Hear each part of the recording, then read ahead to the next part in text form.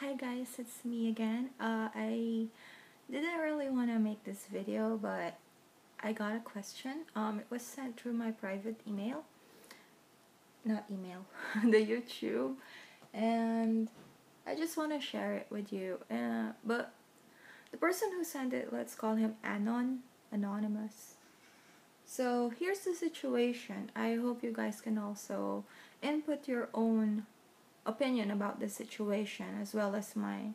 Now I just want everyone to know before someone would react badly or tell me that I'm a bad Filipina or something like that, that this is my own opinion, my own observation, and at the same time it doesn't mean I am representing the majority of those, of the situation, or the majority of, like a discriminate like that. Republic of the Philippines, freedom of speech. Kidding. Anyway, it's just my own opinion. The question was this one.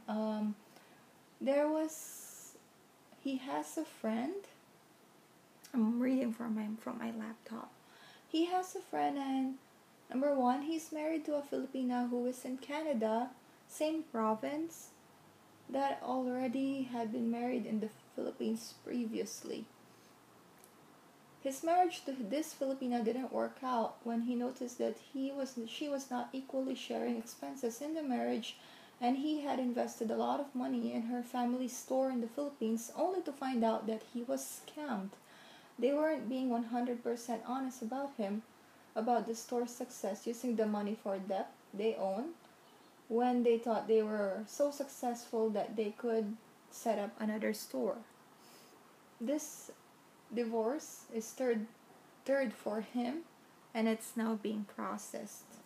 My best friend had been in the Philippines twice. Once with his wife in the happier times. Second time he went alone, and he went to check on the family store story, or as I call it, the sari that made my friend sorry because it was only story. That was funny. Sorry because it was only story. And then on the first trip with his wife, he met a lot of her family. Naturally, he also met his wife's niece, who is fairly 23-ish. Before he left the Philippines for the second trip, the wife insisted that his niece to be his tour guide while he was there. At that time, there was some fighting between my friend and his wife about finances and expenses. When my friend was in the Philippines for the second time, he learned that the sari store was not 100% true. The niece was there to witness the meeting. In the end, my friend ended up taking the niece to Boracay because no one else in the family wanted to accept his offer. Too shy after they found out they were lying to him.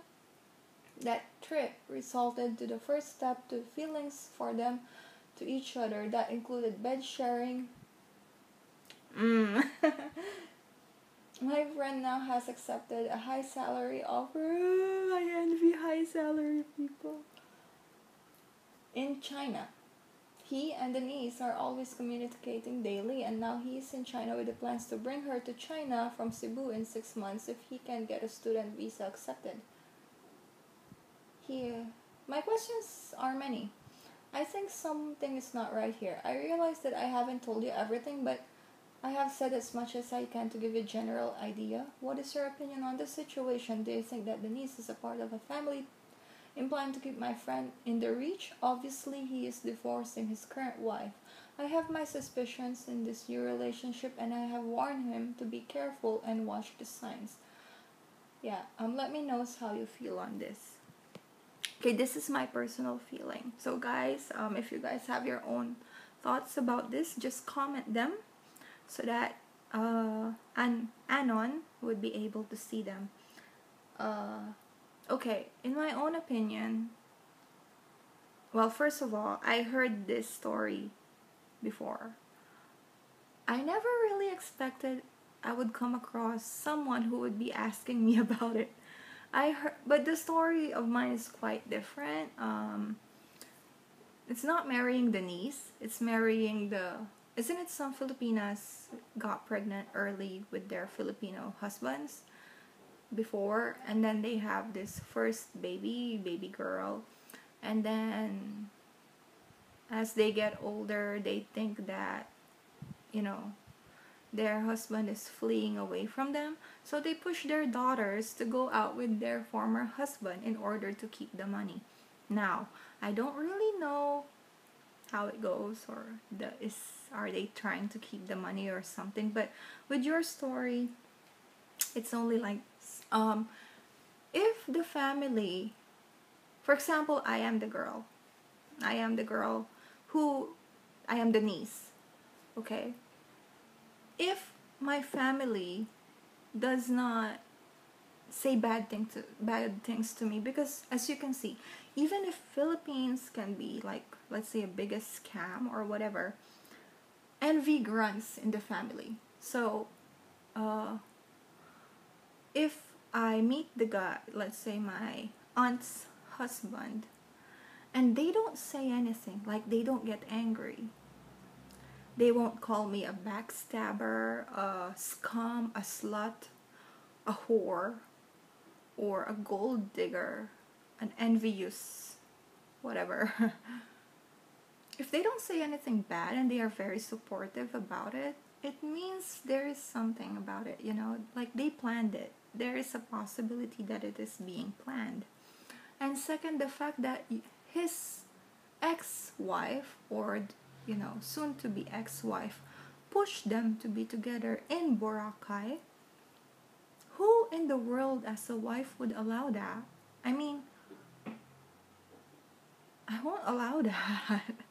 If I am married to someone, seriously, I think that's the biggest, you know, biggest blow on me. I mean, that's for me, of course. I think it's not the blow itself, but the disrespect. But it does happen. So if they think about it, right? They did not get angry. They pushed it. So that's already a sign that it's kind of planned. And it's like this. Whenever I'm the niece and then the aunt knows many things about the husband. How much money he has, the possibilities of her going to Canada like the aunt, and so whatever. So in that situation, the aunt already knows how everything goes, and it's like a big regret or something that they don't want to slip from their hands. That instead, it's like this, they would be talking like, or they would be thinking, instead of this guy going for another girl who would be able to enjoy what he has, let's just keep him. Why don't you just meet him? He's just yours. Like that. We have a term in the Philippines, it's called sayang. For those who have been in the Philippines, I guess you heard this a lot. Sayang is like something that you let it slip out of your hands. So I think that's one thing. But if the family is angry at the niece and doesn't approve it because of, you know, first of all, dignity, second, disrespect, third, it's awkward, maybe there's a possibility that she did really love him. Now if they fell for each other, which we cannot control since they have been together in Boracay, and I think the best case scenario would be, you should let your friend be more careful, have a prenup agreement in marriage, and of course draw the line in sending money, and make sure that there would be a limitation. Just tell him not to do the same mistake again. In terms of financial, worst case scenario would be, because he doesn't want to give too much, they might kill him. I heard a hotel owner in the Philippines that has that situation, and then he didn't want to give any more to his wife, so his wife's family decided to kill him. So that was awful. Even in Japan, not only with Filipinas, but even, yeah, there are some stories that some Filipinas and their boyfriends are trying to kill the Japanese guy because of the insurance. Sad. Really. So in that situation, just I guess we all know with your story, this is my final thoughts. Um, I think, in my own opinion, they planned it. They don't want your friend to slip out of, they think that your friend has something and they don't want to let that slip out. Not for their family, not only for their family. So they want to keep it. Um, it's like if that boyfriend goes to another girl, they let something slip out of their hands that is very important.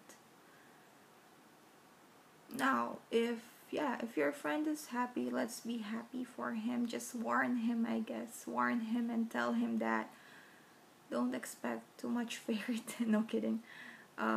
Just tell him to be careful and draw the line with money and have a prenup and talk to the girl.